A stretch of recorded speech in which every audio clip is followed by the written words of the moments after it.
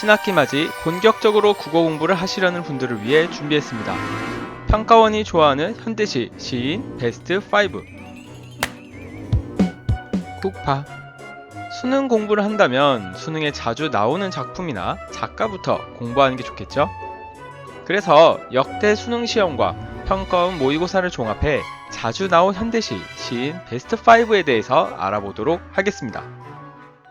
먼저 5위는 5회 출제된 1930년대의 대표적 시인 정지용입니다. 정지용 시인의 가장 대표작 중 하나인 향수가 2000년 수능에 나온 것을 시작으로 인동차가 2006년 수능, 조찬이 2015년의 수능에 나왔습니다. 그리고 2010년 6월 모평의 발열이, 2018년 9월 모평의 달이 출제되었습니다. 사실 정지용 시인의 작품은 조금 어렵습니다. 생소한 용어도 많이 나오고 표현도 낯선 경우가 많기 때문인데요. 정지용 시인 하면 모더니즘, 이미지즘, 향토적 이란 말이 가장 따라 나오곤 하는데요. 이 모든 것은 다 그의 시어 선택에 있습니다. 정지용은 시어를 고르고 다듬는 데 신경을 많이 쓴 것으로 알려져 있는데요. 대상의 묘사나 표현 하나하나에 신경을 많이 쓴 것이 남다른 특징입니다. 따라서 시어와 관련한 문항 또한 자주 출제됩니다. 간단히 살펴보겠습니다. 먼저 모더니즘입니다. 모더니즘은 기존 관습에 대한 반발이라고 생각하시면 됩니다. 정지용 시인 이전에는 개인의 감정을 분출하거나 정치적 목적을 가지고 쓴 시가 많았는데, 이를 벗어나 대상에 대한 다양한 감각적 경험을 표현하고자 한 것입니다. 특히 그 중에서도 눈에 보이는 시각적인 이미지에 중점을 두어서 이미지즘이라고도 합니다. 이미지를 강조하려다 보면 자연히 감정은 절제하고 이성적이게 되고, 이를 위해서는 섬세한 시어 사용이 필요해지기도 합니다. 예시로 2006년 수능에 나온 인동차에서는 차를 마시는 평범한 사실을 장벽의 무시로 인동 삼긴 물이 나린다 라는 구절로 표현하고 있습니다. 그러면서도 외국의 남다른 모습이 아닌 우리나라, 특히 고향에 중점을 두고 있다는 점에서 향토적인 모습을 보이고 있습니다. 향수가 대표적인 작품입니다. 사실 여러분이 가장 많이 알고 있을 정지용 시인의 작품은 죽은 아이를 그리워하며 쓴 시 유리창인데요. 수능에는 나오지 않았지만 교육청 모의고사에는 3번 출제되었기도 합니다. 참고로 정지용 시인은 교육청 모의고사에서 통틀어서는 총 19회 출제되었습니다. 4위는 역시 5번 출제된 대표적인 저항시인 이육사입니다. 이육사 시인은 수능에서 특히 좋아하는 시인인데요. 5번 중 4번이 수능입니다. 1996년 자야곡을 시작으로 1999년 꽃, 2007년 교목, 2018년 강 건너간 노래가 수능에서 나왔고, 2010년 9월 모의평가에는 소년에게가 출제되었습니다. 이육사 시인하면 저항시가 단골 연관 키워드인데요. 몸소 독립운동을 실천한 독립운동가답게 일제 식민지 현실에서 조국 독립의 의지를 매우 강건한 어조로 표현한 것이 특징입니다. 수능에 출제된 작품 이외에도 광야, 절정, 청포도 등이 대표작들인데요. 꼭 살펴보시기 바랍니다.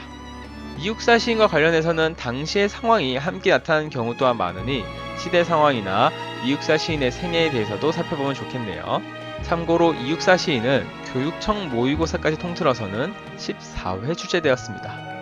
이상 독립운동가 저항시인 이육사였습니다. 3위는 6번 출제된 1970년대 민중시인 신경림입니다. 신경림 시인은 수능보다는 평가원 모의고사에 더 많이 출제된 것이 특징인데요.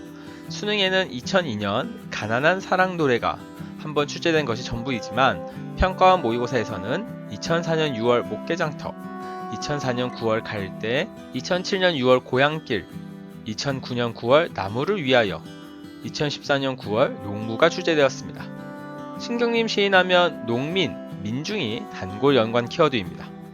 1970년대는 급격한 산업화와 도시화로 인해서 농촌 인구가 도시로 가면서 농촌이 붕괴되고 도시 인구가 급증하여 노동자들의 환경이 열악해지는 문제가 많이 있었는데요.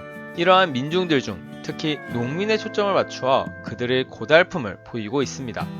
하지만 그러면서도 농촌의 현실을 고발하려는 것이 아니라 그들의 한과 울분을 보여줌으로써 공감대를 형성하려는 모습을 보이고 있는 것이 특징입니다. 신경림 시인은 교육청 모의고사까지 통틀어서는 총 22회 출제되었습니다. 이제 2위입니다. 2위는 왠지 누군지 감이 오실 것도 같죠? 2위는 진달래꽃의 시인 김소월입니다. 김소월 시인은 총 6번 출제되었는데요. 1994년 1회 수능에 산이 나온 것을 시작으로 1996년 삼수갑산, 1999년 진달래꽃이 수능에, 2008년 6월 나의 집, 2011년 9월 길, 2014년 6월 접동새가 평가원 모의고사에 출제되었습니다. 김소월 시인하면 떠오르셔야 할 포인트는 민요적 율격과 향토성, 한의 정서입니다. 민요적 율격이라고 하면 주로 7, 5조, 3음보를 말하는데요. 진달래꽃이 나보기가 역겨워 가실 때에는 을 보면 글자 수가 7, 5로 나타나고 있고, 나보기가 역겨워 가실 때에는 과 같이 3음보의 모습을 보이고 있습니다. 또 진달래꽃에는 영변의 약산이라는 동네의 지명 표현이나 우리 곁에 있는 진달래꽃을 통해 주변을 노래하고 있는데요. 이런 면이 향토적인 모습을 보여주고 있죠. 그리고 그 노래하는 주제는 대부분 자신의 감정입니다. 사랑하는 마음이나 그리워하는 마음이 담겨 있지요. 이런 감정을 펼치는 것을 서정이라고 합니다. 김소월 시의 감정은 대체로 슬픔이 담겨 있는데요. 이는 노래하는 대상이 보통 가신님이거나 떠나온 고향과 같은 잃어버린 것이기 때문에 그렇습니다. 1920년대 시대 상황인 일제시대와도 밀접한 연관이 있겠죠. 그래서 한의 정서를 노래한 시인으로 많이들 얘기하고 있습니다. 김소월 시는 교육청 모의고사까지 포함하면 21번 출제되었는데요. 평가원에 출제된 작품 이외에도 초혼, 먼 후일, 가는 길, 바라건대는 우리에게 우리의 보습될 땅이 있었다면 등의 작품 또한 유명합니다. 자, 그럼 마지막 대망의 1위는 바로 한국인이 가장 사랑하는 시인으로도 뽑힌 일제시대 대표적인 저항시인 윤동주입니다. 너무나 유명한 윤동주 시인에 대해서는 특별히 따로 얘기를 안 해도 될 정도인데요. 가장 최근 수능인 2020년 수능까지 수능과 평가원 모의고사에 무려 10번 출제되었습니다.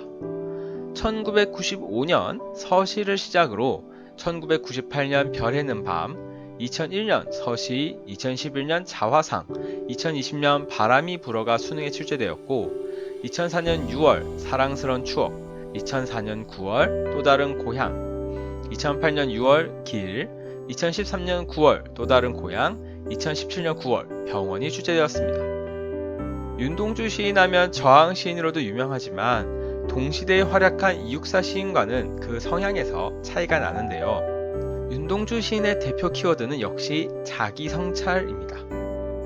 식민지 시대의 지식인으로서의 자아에 대한 성찰과 반성이 가장 많이 나타나는 것이 그 특징이죠.